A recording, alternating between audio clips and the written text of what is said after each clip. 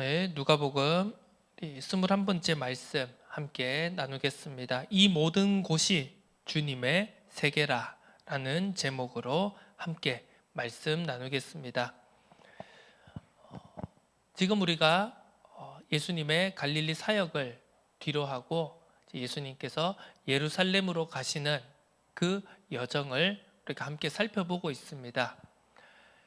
그 여정은 예루살렘이라는 목적지도 중요하지만 예수님의 공생의 사역을 이루시고 또 예수님의 구원의 사역을 성취하시기 위한 그 목적지로도 중요한 의미가 있지만 사실은 그와 마찬가지로 그 예루살렘으로 가기까지의 그 여정, 그 과정 속에서 무엇을 찾고 무엇을 발견하고 무엇을 점검하고 무엇을 되돌이킬 것인가 하는 그 과정에도 깊은 의미가 중요성이 있다고 할 수 있습니다. 첫 번째로 예수님께서 사마리아인의 동네에 제자들을 앞서 보내시고 또 그 사마리아의 동네에서 거절당하는 그 사건을 통하여서 우리가 피해자도 또 다른 가해자가 될 수 있음을, 배척과 거부의 피해자가 또 다른 배척과 거부의 가해자가 될 수 있음을 우리가 살펴보았습니다. 지난주 말씀을 통하여서는 우리가 결국은 내가 생각하는 복이 무엇인가, 우리가 생각하는 복이 무엇인가와 하나님이 말씀하시는 복, 하나님이 말씀하시는 하나님의 나라에 차이가 있을 수 있음을 우리가 분명히 인정하고 겸허히 받아들이고 그 둘의 격차 속에서 우리가 어떻게 하면 하나님의 나라, 하나님이 원하시는 그 마음에, 그 방향에 우리가 가까이 다가갈 수 있을 것인가, 그런 부분을 살펴보았습니다.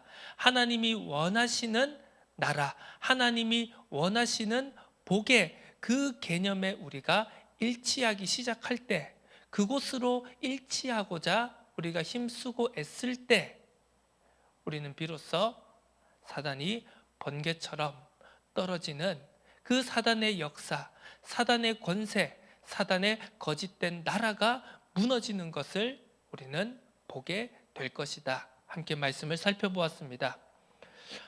오늘은 계속해서 그러한 맥락 속에서 이 본문을 살펴보아야겠습니다. 오늘 한 사람이 예수님께 질문을 합니다. 서기관, 율법교사가 예수를 시험하고자 예수님께 질문을 합니다. 선생님, 내가 무엇을 하여야 영생을 얻으리일까? 지금 이 율법교사가 묻는 영생이라는 것은 그냥 단순하게 불멸불사, 그냥 세상에서 말하는 어떤 그러한 개념을 말하는 것이 아닌 궁극적인 구원에 관한 내용을 질문하는 것입니다.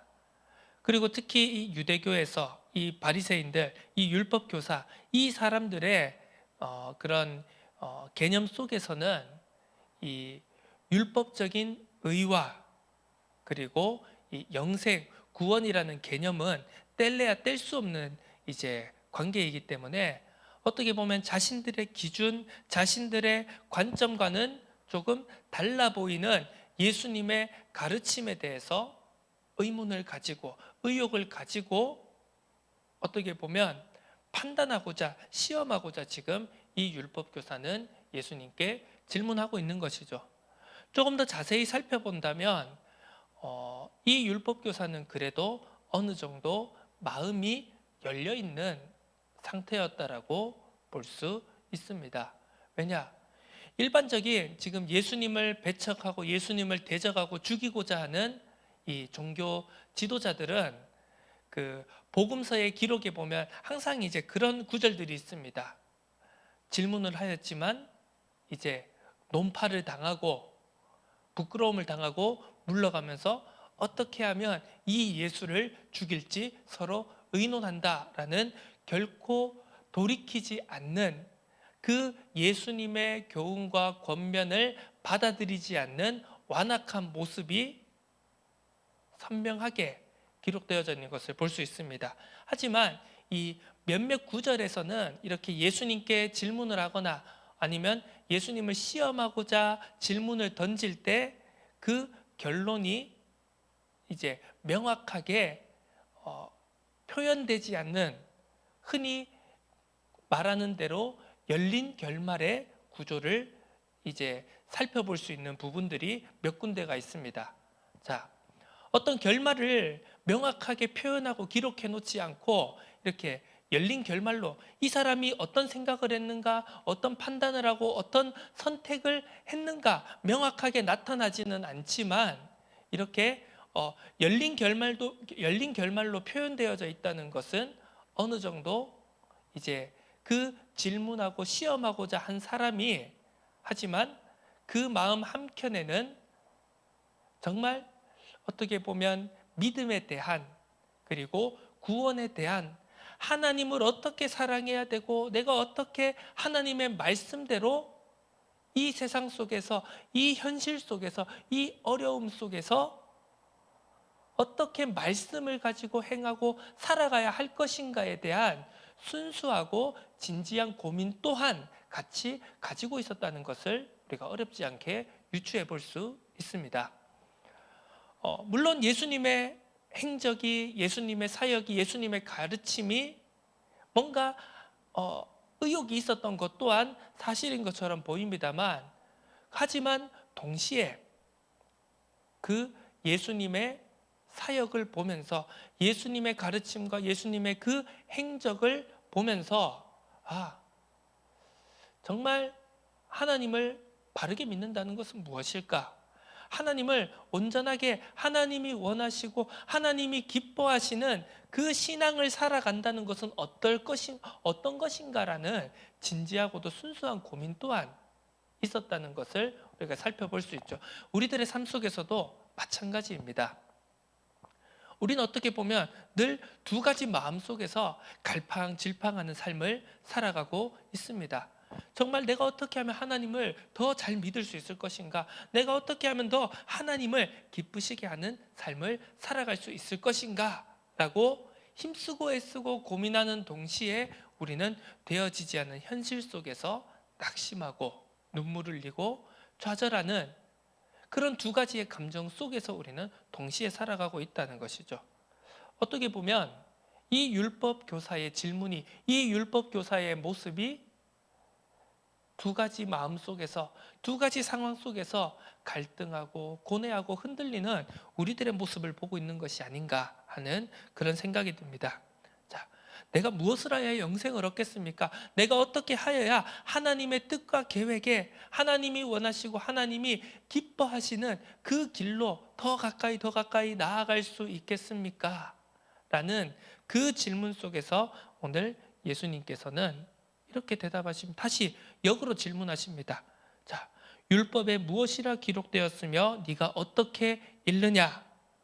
이제 어떻게 보면 이제 이 율법 교사에게 역으로 물어본 것이죠. 너는 신앙을, 너는 믿음을, 너는 하나님의 말씀을 무엇이라고 이해하고 무엇이라고 생각하고 있느냐라고 이제 역으로 질문하신 겁니다. 그러자 율법교사가 대답을 했죠. 우리가 너무나도 잘 알고 있는 구절입니다. 크게 이 두 가지 구약의 구절을 근거로 해서 오늘 이 율법교사는 대답을 합니다. 하나는 신명기 6장 5절에 흔히 우리가 알고 있는 쉐마라고 말하는 내 마음을 다하고 목숨을 다하고 힘을 다하고 뜻을 다하여 주 너의 하나님을 사랑하라 라는 그 쉐마의 중심적인 가르침, 이걸 첫 번째로 대답을 하였고요. 그 다음에 두 번째는 레위기 19장 18절에 있는, 그래서 이 신명기 6장 5절의 말씀을 이제 그 당시에 이제 해석하고 적용하여서 같이 연결시킨 구절이죠. 내 이웃을 내 이웃을 내 자신과 같이 사랑하라. 첫 번째는 마음, 목숨, 힘, 뜻을 다해서 하나님을 사랑하라. 그리고 내 이웃을 너 자신과 같이 사랑하라. 이 두 가지를 율법교사가 대답하였습니다. 그래서 예수님께서 다시 말씀하시죠. 그래, 네 말이 맞다. 네가 잘 알고 있네. 이를 행하라. 그리하면 살리라. 이렇게 대답하셨습니다. 그러자 이 율법교사가 다시 29절에 보니까 이렇게 기록되어 있습니다. 그 사람이 자기를 옳게 보이려고 예수께 여짜오되 그러면 내 이웃이 누구니까? 자, 이 율법주의자들, 이 유대교 종교인들의 어떻게 보면 특징 중에 하나라고 할 수 있는 모습이죠. 자기를 옳게 보이려고 예수께 다시 질문했습니다. 내 이웃이 누구니까? 진짜 어떻게 보면 뭔가 이제 궁금하고 그걸 이제 예수님께서 대답을 해주시면 그것을 실천하겠다라는 것이 아니라 그 질문 자체를 통하여서 내가 옳게 보이고, 야, 너가 그런 질문도 할 줄 아느냐라는 이제 그런 평가를 받기 위해서 율법교사는 이러한 질문을 다시 한 것입니다. 자, 여기에 대해서 예수님께서 비유로 설명하신 우리가 너무나도 잘 알고 있는 선한 사마리아인의 이야기가 나오게 됩니다. 제사장 강도 만난 사람이 나옵니다. 예루살렘에서 여리고로 내려가는 한 사람에 대한 이야기였습니다. 이 강도 만난 사람이 유대인인지 아니면 이방인인지 또 다른 사마리아인인지 오늘 본문은 명확하게 이야기해 주지는 않습니다. 일반적으로 그냥 들었을 때 아마 이 이야기를 들은 그 율법 교사도, 그리고 그 1세기 당시 이 복음서가 낭독되어지고 그 낭독되어지는 복음서를 듣는 초대교회 성도들도, 오늘날 우리들도 그냥 느낌적으로 예루살렘에서 여리고로 내려가는 사람이니까 아마 유대인일 것이다 라는 그런 추측을 하게 될 것입니다. 자, 강도를 만났습니다. 우리가 그냥 글로만 이제 읽고 글로만 이렇게 보니까 이런 이제 그 당시의 장면들이 선뜻 머릿속에 떠오르지 않을 수도 있지만, 혹시 기회가 되신다면 그 유튜브에서 그 성지가 좋다라고 하는 그 프로그램이 있습니다. 그 이제 이스라엘의 성지 순례를 하는 것을 영상으로 보여주는 그런 내용인데요. 그 성지가 좋다라는 그 프로그램에서 순서 중에 이제 예루살렘에서 여리고로 내려가는 길에 대해서 나오는 그 화들이 있습니다. 그걸 잠깐 이렇게 살펴보시면은 그냥 우리는 단순히 오늘 그냥 글로 한 줄로 예루살렘에서 여리고로 내려간다라고 읽지만요, 얼마 안 되는 길인 것 같지만, 자, 일단 지리적으로 살펴보면은요, 예루살렘과 여리고는 일단 엄청난 거리 차이가 있습니다. 거리도 차이가 있겠지만요, 이 높이 고도가 엄청난 차이를 보이는데, 예루살렘은 약 해발 한 760에서 800m 정도 되는 높이에 있는 이제 도시입니다. 산 위에 있는 도시죠. 자, 여리고는 해발 마이너스 200m 정도 되는, 한마디로 바다 해수면보다 낮은 지역에 있는 그 도시가 바로 여리고 지역입니다. 그래서 이 높이로만 따져도 거의 벌써 1000m가 되는 이 높이 차이를 보이는 곳이죠. 그 예루살렘에서 여리고로 또 내려가는 길은요, 단순히 1000m가 아니라 어떻게 보면 수십 킬로 되는 그런 거리이지 않겠습니까? 돌짝밭을 산을 내려가는 험한 길입니다. 그래서 그 길에는 어떻게 보면 예로부터 계속해서 끊임없이 강도가 출몰하는 그런 지역이었습니다. 우리가 대충 이스라엘의 그 중동의 기후와 날씨를 우리가 잘 알기 때문에요, 낮에는 굉장히 더운 햇볕이 쨍쨍 내리쬐는, 어떻게 보면 사람이 이 여행하고 걸어 다니기 힘든 그런 날씨를 가지고 있기 때문에요. 많은 경우에는 해가 지고 날씨가 선선해질 때 그 길을 떠나는 사람들이 많았다고 합니다. 이 강도 만난 사람이 나섰던 그 시간이 낮이었는지 밤이었는지 모르겠지만 어쨌든 낮이든 밤이든 상관없이 그 길은 항상 어떻게 보면 강도를 당할 위험을 안고 있는 그런 길이었다고 볼 수 있겠죠. 자, 그래서 이 사람이 강도를 당했습니다. 모든 것을 빼앗기고 두드려 맞고 이제 거의 반죽음이 된 상태로 버려져 있었습니다. 제사장이 지나갑니다. 레위인이 지나갑니다. 그리고 한 사마리아인이 지나갑니다. 그 강도 만난 자를 도와준 사람은 결국 사마리아 사람이었습니다. 자, 그러면서 선한 사마리아인이 그 강도 만난 자를 여관에 데려다 주고 그 여관의 주인에게 돈을 주면서 이 사람을 돌보아 주어라. 혹시 비용이 더 초과로 지출이 된다면 내가 오는 길에 그 비용을 다 지불하겠다. 자, 이런 내용을 말씀하시면서 예수님께서 그 율법교사에게 다시금 묻습니다. 이 세 사람 중에 누가 강도 만난 자의 이웃이 되겠느냐? 37절에 율법교사가 대답을 합니다. 이르시되 자비를 베푼 자니이다. 예수께서 이르시되 가서 너도 이와 같이 하라 하시니라. 자, 이 말씀 속에서 오늘 우리는 무엇을 붙잡고 무엇을 생각해 봐야 되겠습니까? 자, 누가 이웃인가라는 그 율법교사의 질문, 과연 어떤 의도가 담겨져 있었을까요? 그 율법교사 개인의 의도도 물론 있었겠지만 그 당시에 유대교 안에서의 그런 율법주의 속에 살아가는 종교인들의 그 생각과 세계관과 관점 속에서 이 부분을 한번 살펴볼 필요가 있습니다.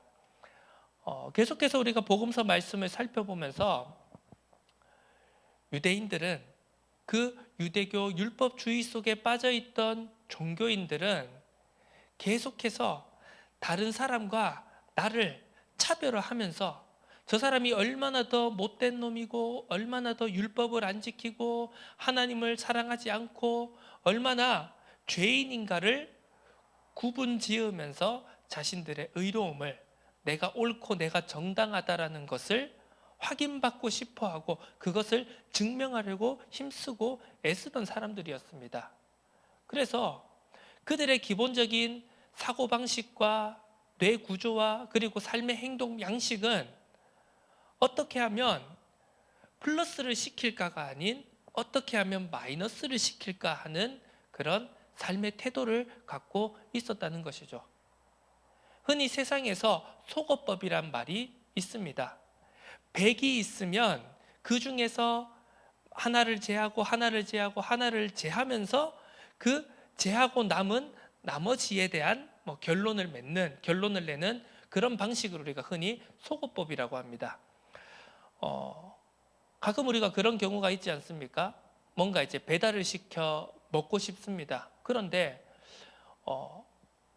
내가 지금 먹고 싶은 게 뭔지 명확하게 생각이 안 떠오를 때가 있습니다. 그럴 때 저는 이제 잘 쓰는 방법 중에 하나가 이제 배달의 민족 앱을 켜가지고요. 메뉴들을 이제 찜탕, 한식, 양식, 중식, 일식 이런 이제 카테고리들이 있으면요. 쭉 한번 넘겨보면서요. 이건 좀 안 땡겨. 마이너스. 이건 좀 안 땡겨. 마이너스. 이렇게 해서 속어법으로 하나하나씩 제거하면서 이제 남는 걸 그래도 이건 좀 먹을 만하네 하고 그렇게 음식을 주문하는 경우가 많습니다. 이것은 내가 정말 뭘 먹고 싶어서 이거를 시킨다기보다는 뭘 먹어야 되긴 먹어야 되겠는데 내가 뭘 먹고 싶은지를 정확히 모를 때 이제 부정적인 것을 내가 싫어하는 것을 지금 내가 먹기 싫은 것을 하나하나씩 제거하면서 결국은 그 중에서 그나마 이건 좀 먹을 만하겠다 싶은 것을 선택하는 그런 방식인 것이죠. 긍정적인 방식보다는 부정적인 방식에 가깝습니다. 자, 이 유대교 율법주의 종교인들의 삶의 모습, 그리고 세계관과 관점, 가치관, 그런 방식들이 바로 이러한 형태를 띠고 있었다라는 것입니다. 자, 지금 이 율법 교사가 예수님께 질문을 했을 때 누가 내 이웃입니까? 라고 자기를 옳게 보이려고 질문을 던졌지만 사실은 유대인들의 그 종교인들의 사고방식 속에서는요, 누가 내 이웃으로 추가가 될 것인가 라는 사고방식보다는요, 누가 내 이웃이 될 만하지 않은 사람인가를 가려내는 것에 더 초점이 있었다라는 것을 우리가 생각해 볼 수 있습니다. 그렇다면요, 이제 이 사람의 의도는 이렇게 말하면서 누가 네 이웃이고 누가 네 이웃이고 누가 이웃이다 이렇게 예수님께서 대답을 하셨으면, 그러면 그 사람들 빼고 나머지는 내 이웃이 아니구나 라고 생각했을 것입니다. 자, 우리는 이걸 한번 생각해 봐야 됩니다. 나는 지금 누가 내 이웃인가 라는 것을, 누가 내 이웃인지를 발견을 해서 그 사람을 내 이웃으로, 내 울타리로 받아들이려고 하는 것인가, 아니면 누가 내 이웃이 아닌가 해서 내 울타리 안에 있는 사람조차 밖으로 밀어내려고 하는 그 사고방식을 가지고 있는가. 자, 내 신앙과 말씀을 붙잡는 그 태도는 무엇인가, 자세는 무엇인가, 그리고 그 결과는 무엇일까 하는 것을 우리가 깊이 질문해 보아야 됩니다. 오늘 말씀의 제목을요, 이 말씀의 제목 중에 핵심적인 키워드로 이 주님의 세계라는 키워드를 가지고 한번 생각을 해보았습니다. 자, 이 세상은 하나도 빠짐없이 단 한 평의 땅도 예외 없이 모두 주님의 세계입니다. 하나님께서 창조하신 세계입니다. 이 모든 피조 세계와 그리고 이 땅에 살아가고 있는 모든 인생들이 다 주님의 세계 속에 포함되어 있는 것이죠. 자, 여기서 우리가 한번 생각해 볼 것은, 그렇다면 우리는 이 주님의 세계에 대해서, 하나님의 세계, 하나님의 나라라는 그 관점에 대해서 우리는 어떤 개념을 가지고 있느냐는 것입니다. 자, 한번 생각해 보겠습니다. 제가 한번 이 문장을 하나 말을 해 보겠습니다. 내 세계가 주님의 세계 안에 있는 것이지 내 세계가 주님의 세계는 아니다. 내 세계가 주님의 세계 안에 있는 것이지 내 세계가 주님의 세계는 아니라는 사실입니다. 자, 왜 이것이 중요하냐라고 했을 때, 지난주 우리가 말씀을 살펴보았습니다. 우리가 여전히 이 현실 속에서, 이 현실의 바운더리 안에서 살아가고 있지만요, 우리가 하나님의 뜻이라는 이 정말 넓고도 높고도 깊은 이 어마어마한 것을 알고 우리가 이 좁은 현실 속에서 살아가는 것과 내가 이것만 알기로 작정하고 이 현실 속에서 살아가는 것은 분명히 다르다라고 했습니다. 자, 오늘 또 다른 한번 예를 들어보도록 하겠습니다. 자, 주님의 세계가 있습니다.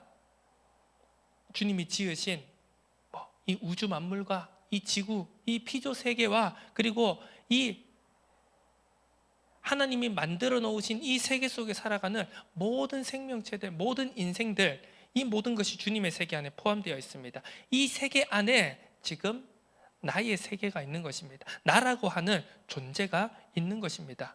자, 그렇다면 우리는 그 큰 주님의 세계 속에 어떻게 보면 우리가 다 헤아릴 수도 없고 다 바라볼 수도 없고 다 담을 수도 없는 그 주님의 세계 속에 나라는 존재가, 나라는 세계가 속해 있는 것입니다. 그런데 많은 경우에 우리는 그런 신앙의 삶을, 신앙의 태도를, 그런 신앙생활을 살아가고 있지는 않습니까? 내 세계가 내 세계가, 우리의 세계가, 우리의 신앙의 세계가 바로 주님의 세계와 동일시되는 그런 삶의 모습을 우리가 살아가고 있지는 않습니까? 자, 좀 이야기가 어렵습니까? 그냥 단적으로 예를 들어보겠습니다. 우리는 대한예수교회, 장로회, 그리고 특히 또 교단으로 따지자면 개혁총회라는 그런 세계 안에 우리가 속해 있습니다. 자, 우리는 이 세계 속에서 살아가고 있죠. 이 세계 속에서 신앙생활을 하고 있습니다. 그런데 우리가 조금만 눈을 열어서, 우리 눈을 들어서 살펴본다면 같은 이름 아래 하나님을 믿는다라고 하는 수많은 다른 신앙의 지체들이 있다라는 것을 보게 됩니다. 감리교도 있겠고요. 아니면 정말 그냥 좁게 보자면요, 장로교 안에도 또 수많은 교단들이 있습니다. 또 장로교라고 하지만 또 다른 부류들이 있습니다. 감리교가 있고요. 또 조금만 우리가 눈을 열어서 본다면 성공회, 정교회, 이런 그 기독교라는 테두리 안에 있는 수많은 하나님을 믿는다라고 하는 그 세계들이 있습니다. 자, 나의 세계가, 우리의 세계가 주님의 세계의 전체라고 우리는 볼 수가 있습니다. 왜? 우리가 살아가고 우리가 살아내는 현실이 딱 여기이기 때문이죠. 그런데 우리가 이것이 주님의 세계라고 우리의 사고방식이, 우리의 삶의 방식이, 우리의 신앙생활의 방식이 그렇게 딱 틀에 고정되어지는 순간요, 우리는 많은 것을 놓치게 된다는 사실입니다. 그래서 오늘 우리는 한번 생각해 봐야 됩니다. 이것이 우리가 살아가고 있는 이 세계가 주님의 세계 전체가 아닌 우리는 이 넓고도 높고도 깊은 주님의 세계 속에 있는 일부분이라는 것을 반드시 생각해야 됩니다. 자, 그래서 우리는 한번 질문을 나 스스로에게 그리고 우리에게 질문을 던져봐야 됩니다. 자, 그렇다면요, 우리는 하나님의 말씀이, 하나님이 우리에게 명령하시는 것은 무엇이냐? 너희는 땅 끝까지 가라고 말씀하셨습니다. 모든 민족을 제자로 삼으라고 말씀하셨습니다. 그렇다면 그 의미를 우리는 어떻게 이해하고 받아들이고 실천해야 되겠습니까? 우리는요, 내 이 좁은 세계, 우리의 이 좁은 세계를 어떻게 보면 확장시켜 나가야 되는 것입니다. 이것은 단순히 교회 성도를 더 많이 모아야 된다, 어떤 한 사람 한 사람 개인을 더 많이 전도를 해야 된다, 더 많은 나라에 복음을 전해야 된다라는 그런 의미도 있겠지만, 어떻게 보면 내 안에 어떻게 보면 깨트려지지 않는, 내 안에 너무나도 편협한 갇혀있는 나의 세계를 확장시켜 나가야 된다는 것을 의미하는 것입니다. 그것은 나의 생각이 될 수도 있겠고요, 나의 세계관 세계를 바라보는 눈이 될 수도 있겠고요, 나의 관점, 가치관, 말씀을 바라보는 눈, 모든 것이 될 수 있을 것입니다. 아니면 같은 신앙인들을 대하는 태도라든지, 아니면 믿지 않는 사람들을 대하는 태도라든지, 이런 모든 것을 아우르는 것일 수도 있겠습니다. 자, 이 전체의 주님의 세계 속에서 우리는 어떻게 보면, 물론 옆에 있는 사람에게, 전 세계에 있는 모든 사람에게 복음을 전해야 된다라는 그 전도와 선교의 사명도 있겠지만요, 모든 나라의 모든 민족에게 복음을 듣게 해야 된다라는 그 사명도 있겠지만요, 어떻게 보면 그것이 정말 진정으로 가능하게 되려면 내 테두리부터, 나의 세계부터, 우리의 세계부터 넓혀가야 된다는 것입니다. 어떻게 보면 궁극적으로는 주님의 세계와 나의 세계가 더 확장되어져서 일치되어지는, 어떻게 보면 그 궁극적인 지점과 목표를 소망하면서 우리는 나아가야 된다는 것입니다. 원래 인간이 창조되어진 모습이 그러했겠죠. 에덴 동산이, 세계가 창조되어지고 에덴 동산이 창조되어지고 그 속에 첫사람 아담과 하와가 있었을 때는 그 아담과 하와에게는 주님의 세계가 곧 전체가 자신의 세계와 동일했을 것입니다. 그런데 하나님을 떠난 창세기 3장 이후의 인간은 어떻습니까? 결국은 하나님 떠나고 너무나도 좁은 각자의 세계 속에 서로가 살아가면서 서로를 미워하고 분쟁하고 반목하고 전쟁하는 그러한 우리의 현실을 볼 수 있지 않겠습니까? 우리의 목표는 그렇습니다. 전도, 선교, 세계 복음화, 모든 민족, 모든 나라, 그것을 위해서 우리는 먼저 나의 테두리를 어떻게 보면 깨뜨려야 한다는 것입니다. 내 갇혀있는 테두리가 하나하나 확장되어지기 시작할 때, 내 생각이 하나하나 확장되어지기 시작할 때, 내가 만나고 내가 허용할 수 있고 내가 함께 할 수 있고 내가 품을 수 있고 내가 사랑할 수 있는 내 이웃이 한 명 한 명 늘어나기 시작할 때, 바로 그것이 우리는 하나님의 나라가 확장되어진다라는 더욱더 근본적인 의미라는 것을 우리가 생각해 볼 필요가 있습니다. 자, 그렇다면 오늘 본문 속에서 이 율법교사의 마지막 우리가 36절과 37절의 이 말씀을 한번 생각해 보도록 하겠습니다. 자, 쭉 이 비유를 했습니다. 세 사람, 강도 만난 사람들을 지나가는 세 사람이 있습니다. 그러면서 예수님이 질문하시죠. 네 생각에는 이 세 사람 중에 누가 강도 만난 자의 이웃이 되겠느냐? 라고 했을 때 율법교사의 대답이 어떠했습니까? 37절 우리가 함께 읽어볼까요? 자, 37절 함께 읽어보겠습니다. 이르되 자비를 베푼 자니이다. 예수께서 이르시되 가서 너도 이와 같이 하라 하시니라. 여기서 좀 저는 이제 어떤 지점을 생각해 보았느냐 하면은요. 자, 세 사람입니다. 제사장, 레위인, 사마리아 사람. 자, 이렇게 명확하게 예수님께서 세 사람을 말씀하셨습니다. 어떻게 애매하게 말씀하신 것도 아니고 명확하게 세 부류의 사람을 말씀을 하셨습니다. 예수님은 누구요? 제사장, 레위인, 사마리아인. 그러면서 예수님이 질문하셨죠. 이 세 사람 중에 누가 강도 만난 자의 이웃이 되겠느냐라고 했을 때 율법교사의 대답이 어떠했습니까? 저는 여기서 어떻게 보면 별 의미가 없을 수도 있지만 이제 좀 생각해 볼 만한 지점을 한번 찾아보았는데요. 율법교사의 대답이 조금 애매한 것 같습니다. 제가 볼 때는. 어떠했습니까? 자비를 베푼 자니이다. 자, 흔히 이제 그 세상에서 그 예전에 옛날 드라마에서 그런 명대사가 있었습니다. 이 사람이 내 사람이라고 왜 말을 못해? 이런 유명한 명대사가 있었습니다. 아니, 제사장, 레위인, 사마리아인 이 세 사람 있지 않습니까? 그러면 그냥 일반적으로 율법교사가 뭐라고 대답하면 됩니까? 사마리아 사람입니다라고 그냥 대답하면 되잖아요. 그런데 왜 굳이 이 율법교사는 그 사마리아인입니다, 사마리아인이 강도 만난 자의 이웃입니다 라고 대답하지 않고요, 왜 굳이 자비를 베푼 자니이다 라고 대답했을까요? 저는 여기서 많은 생각할 부분이 있다고 생각을 합니다. 아니, 왜 그 율법교사는 왜 그 사람이 이웃이 사마리아인이라고, 사마리아인 이 5글자, 그 사마리아인이라는 그 글자를 왜 대답하지 못한 것일까요? 자, 여기에는 저는 두 가지 공존하는 마음이 있다라고 생각을 합니다.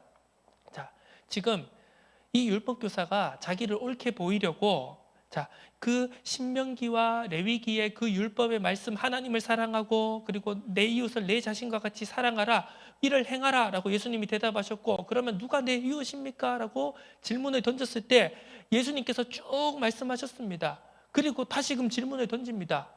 누가 이 강도 만난 자의 이웃이냐? 자, 이 말은 곧 누가 너의 이웃이겠느냐?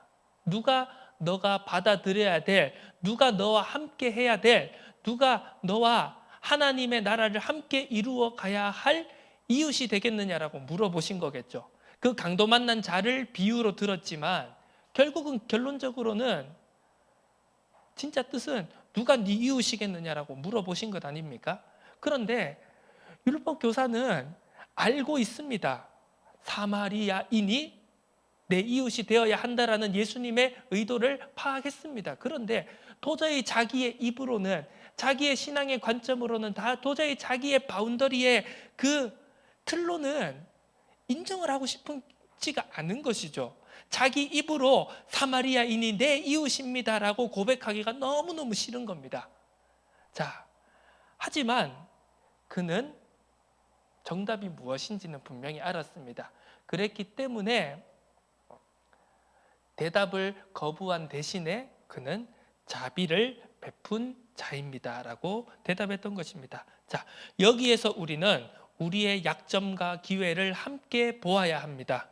자, 우리에게는 알지만 인정하고 싶지 않은 마음이 공존하고 있습니다. 그러면서도 동시에 알기에 열려있는 행함의 기회가 있다는 것 또한 우리는 알고 있습니다.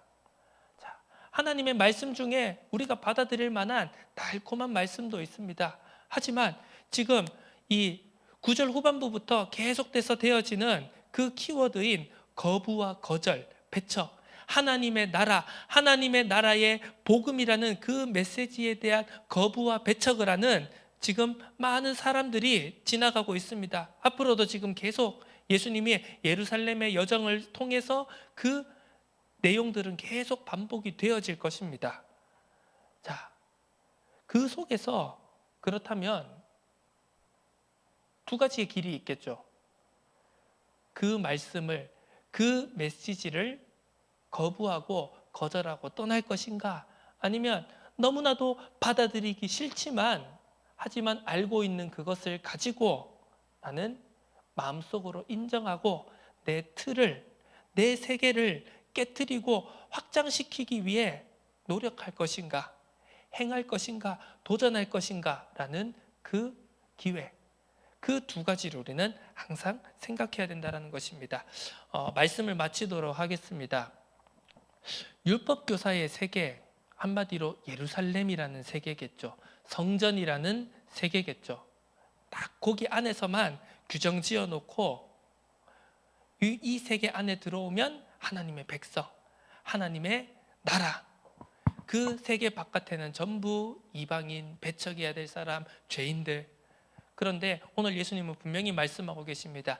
그 세계 밖에 있는 자신들이 그렇게 거부하고 배척하던, 그래서 오히려 그 거부하고 배척되어져서 그 사람이, 그 사마리아 사람이 이 강도 만난 자를 도운다라는 것은 어떻게 보면 자신들의 세계관으로, 관점으로는 전혀 이해할 수 없지만 그 사마리아인은, 어떻게 보면 예수님의 그 비유 속에 있는 사마리아인은 자기가 당한, 그리고 그 사마리아 민족이 당한 거부와 배척과 핍박을 뛰어넘고 그 아픔, 피해의 세계를 뛰어넘고 그는 정말 하나님의 진정한 세계 속으로 들어갔다는 것을 우리는 오늘 말씀을 통해서, 본문을 통해서 살펴볼 수 있습니다. 자, 우리는 내 세계는 어디입니까? 내 세계의 범위는 어디입니까? 내가 허용할 수 있고, 내가 품을 수 있고, 내가 함께 할 수 있는 영역은 어디입니까? 그 사람은 어디까지입니까? 이러한 부분을 이번 한 주간 우리가 깊이 생각해 보았으면 좋겠습니다. 주님의 세계이고 싶은 내 영역을 우리는 어디까지 넓힐 수 있습니까? 물론 각자의 영역과 크기, 범위는 다를 수 있습니다. 함께 할 수 있는, 내가 받아들일 수 있는, 포용할 수 있는, 함께 갈 수 있는 범위는 다를 수가 있습니다. 각각의 분량과 은사는 다 다를 수가 있습니다. 그 사람들이 함께 모여 있는 곳이 교회입니다. 그렇기 때문에 내가 품을 수 없는 것을 저 사람이 품을 수 있다면 우리는 하나님의 나라를 위해서 함께 해야 되는 겁니다.